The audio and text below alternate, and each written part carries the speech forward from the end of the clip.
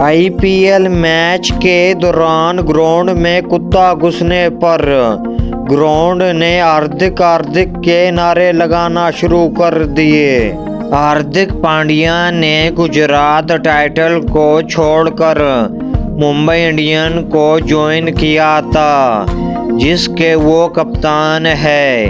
इनकी क़यादत में गुज़श्ता रोज़ अहमदाबाद में गुजरात टाइटल से मैच में मुंबई इंडियन को 6 रन से शिकस्त का मुंह देखना पड़ा। गुजरात के शायकीन की जानिब से हार्दिक पांड्या पर फिक्रे कसे गए। दूसरी जानिब मैच के बाद रोहित शर्मा ने हार्दिक पांड्या को गले लगाने से रोक दिया और इनसे कुछ कहने लगे।